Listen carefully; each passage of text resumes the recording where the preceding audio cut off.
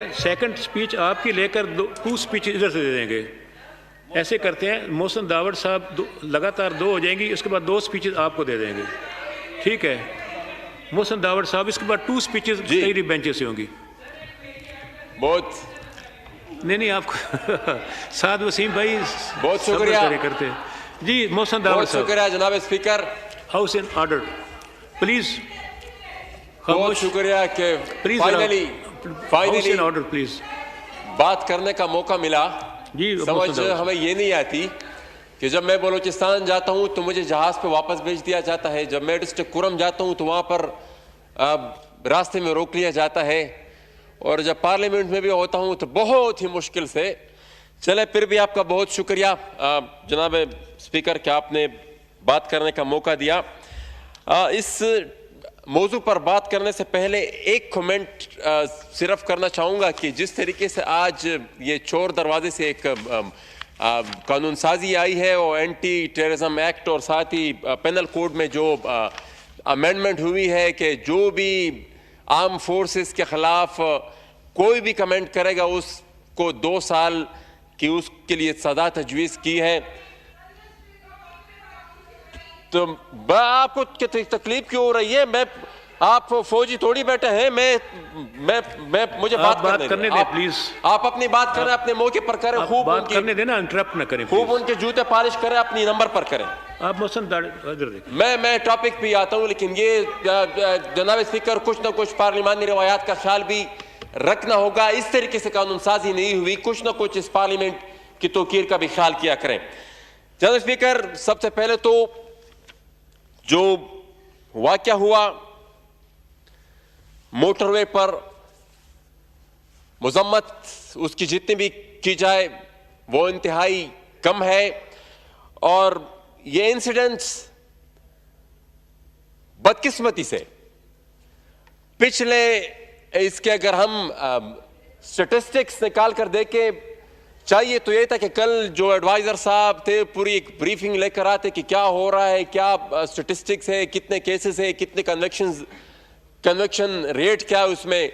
उसी के बाद फिर जो भी डिबेट होती है हर कोई अपना इनपुट देता तो कोई पॉजिटिव आउटकम उससे निकलता है। लेकिन वो जो उनकी स्टेटमेंट्स थी मेरे ख्याल में वो भी बस सिर्फ अपनी जान छुड़ाने की कोशिश कर रहे थे। ये एक सीरीज ऑफ इवेंट्स है। वो मोटरवे पे होता है, बुनेर की एक बच्ची का जो कल यहाँ पर एक मेंबर साहब ने कहा कराची में वो वाकया होता है, नौशेरा में तकरीबन ये महीना पहले एक वाकया होता है, एक सीमा नामी 6 साल बच्ची थी, वो उनकी भी कुछ, जब मैं गया वहाँ पर तो वो उनके जो फैमिली थी उनका कहा कि कोई हुकूमती जिम्मेदार जो है वो अभी तक हमें पूछने के लिए नहीं आया। बहुत से केसेस ऐसे होते हैं जो हाईलाइट भी नहीं होते, लेकिन जो कंक्लूजन की जब बात होती है और इसके लिए किसी वे आउट की बात होती है तो मेरे ख्याल में अभी जो मुझसे पहले एक तकरीर हुई उसमें मेरे ख्याल में सलूशन भी निकल आया। मसला हमारा यह है कि कवानीन मौजूद हैं, सजाएं भी मौजूद हैं। फांसी हमने जेल के अंदर देनी है या बीच चौराहे पे देनी है, लेकिन फांसी आप तब देंगे जब बंदे को कन्विक्ट तो करें। अब 5% जिस क्राइम में कन्विक्शन हो तो क्या आप खाक रोक पाएंगे उस जुर्म को? ये होते रहेंगे। तो इसके लिए बुनियादी चीज तो यह है कि जितने भी कन्विक्शन जो रेट है उसको बढ़ाना होगा। इसके लिए प्रोसिक्यूशन की जो लॉस है उसमें भी सोचना होगा, उसके लिए भी ब्रेनस्टॉर्मिंग करनी होगी कि क्या ऐसे तरीके हम अपना सकते हैं जिसकी वजह से हम इस क्राइम में जो कन्विक्शन रेट है उसको बढ़ा सके। अब जब कन्विक्शन रेट बढ़ेगा तभी उसके बाद यहां पर हमें कुछ और देखने को मिल रहा है। मुझे एक चीज की समझ जब से यह वाकया हुआ है उससे लेकर अभी तक मुझे एक चीज की समझ नहीं आ रही। होना तो यह चाहिए था जो हम अब तक सुनते भी आ रहे थे, हुसन प्राइम मिनिस्टर साहब का तो एक बहुत ही परमानेंट एक आर्गुमेंट रहा है कि भाई जो इल्जाम लगता है तो फलाना भी इस्तीफा दे देता है, फलाना भी इस्तीफा दे देता है। यहां पर बजाय कि वो जो कंसर्न ऑफिशियल्स है वो खुद इस्तीफा दे, इस्तीफे के बजाय वो इतने कंट्रोवर्शियल स्टेटमेंट्स दे रहे हैं और उन कंट्रोवर्शियल स्टेटमेंट्स के बाद भी हुकूमत उनको प्रोटेक्ट कर रही है। तो हमें तो उस वक्त तक हुकूमत की नीयत पर भी शक है कि वो सिंसियर नहीं है इस इन्वेस्टिगेशन में भी, और इस केस को मंतकी अंजाम तक पहुंचाने में, जब तक वो इस ऑफिसर को हटाती नहीं है। वो इतने कंट्रोवर्शियल स्टेटमेंट्स बड़े धड़ल्ले से दे रहे हैं, उनको कोई पूछता भी नहीं है। पूरी की पूरी पार्लियामेंट उसको तनकीद का निशाना बना रही है, आवाम उसको तनकीद का निशाना बना रही है, लेकिन वो मौसूफ है जो अपनी कुर्सी से हट भी नहीं रहा। तो सबसे पहले तो एक यहां से एक डिमांड ये भी जाननी चाहिए कि ये जो मौसूफ है जिसकी वजह से ये वाकया पेश आया, उसको अपने ओहदे से हटाया जाए। साथ ही साथ जनाब स्पीकर, एक और भी मसला है। जब तक कवानीन में, जब तक इस मुल्क में ये जो एक्सेप्शनलिज्म का कल्चर है ये बरकरार रहेगा, उस वक्त तक भी लोग छूटते रहेंगे, कन्विक्शन नहीं होगी। यहां पर आज मेरे भाई हाशिम भाई नहीं है, आज उन्होंने एक वाकये का जिक्र किया कि चंद साल पहले बलूचिस्तान में कैप्टन हमाद नाम एक शख्स ने एक डॉक्टर शाजिया के साथ इसी तरह का वाकया हुआ था। अब बजाय ये कि उसको कानून के सामने पेश किया जाता, पूरी की पूरी रियासत उस फर्द के साथ खड़ी हो गई, क्योंकि वो मुबर्रा है, वो मुबर्रा है। ये कल्चर अगर जारी रहता है तो मेरे ख्याल में फिर भी कोई उस बंदे को, उस हमाद नबी शख्स को अगर उसकी कन्विक्शन हो जाती, वो निशान इबरत बन जाता। मोहसिन भाई कंक्लूड फरमा। मैं कंक्लूड करता हूं सर, मैं कंक्लूड करता हूं। साथ ही साथ ये हमारा कलमिया है कि जिस तरह ये हमारी कंट्रोल डेमोक्रेसी है, कंट्रोल हमारा मीडिया है, कंट्रोल हमारी जुडिशरी है, मुख्तलिफ क्राइम्स के लिए हमारा रिस्पॉन्स भी कंट्रोल है। मतलब अगर हमने अपना रिस्पॉन्स देना होता है, उसके लिए भी हम देखते हैं कि मुजरिम कौन है, मुजरिम को मद्देनजर रखते ही हमारा रिस्पॉन्स सामने आता है। तो इस तरीके से भी मसाइल हल नहीं होंगे, और ये जो जराइम है इस तरीके से यही जराइम होते रहेंगे।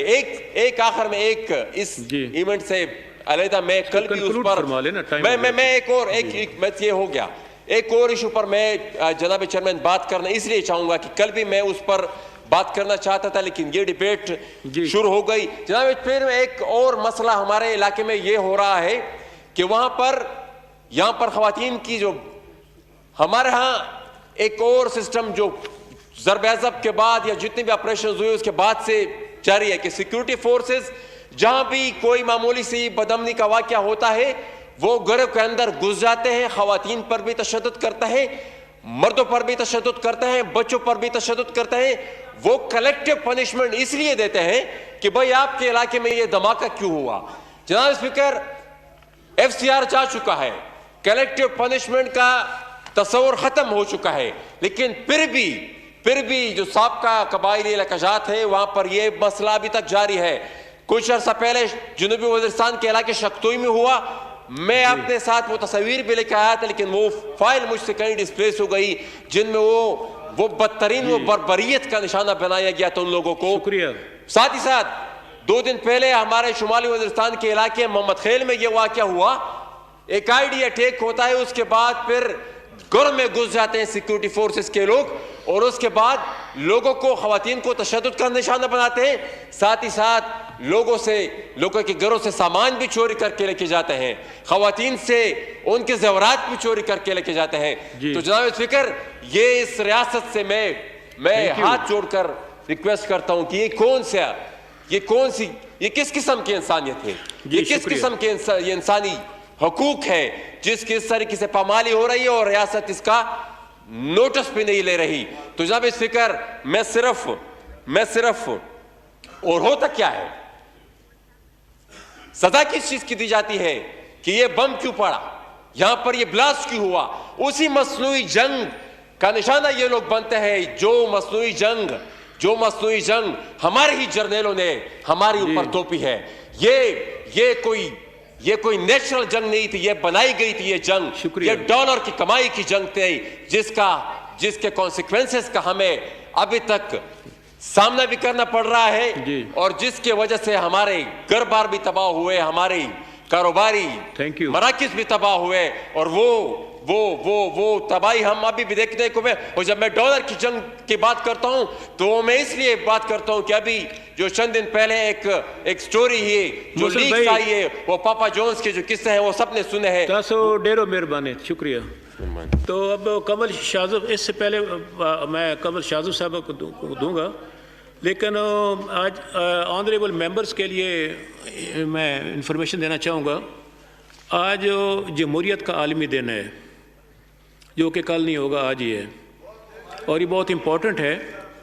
इस पे मैं समझता हूँ कि मजबूत जमहूरियत जो है पाकिस्तान का मुस्तकबिल इसमें पनाह है, और मजबूत जमहूरियत तभी होगी जब पार्लिमानी जमहूरियत होगी, और पार्लिमानी जमहूरियत तभी होगी जब मजबूत सियासी जमातें होंगी, और मजबूत सियासी जमातें तभी होंगी जब सियासी जमातों के अंदर जमहूरियत होगी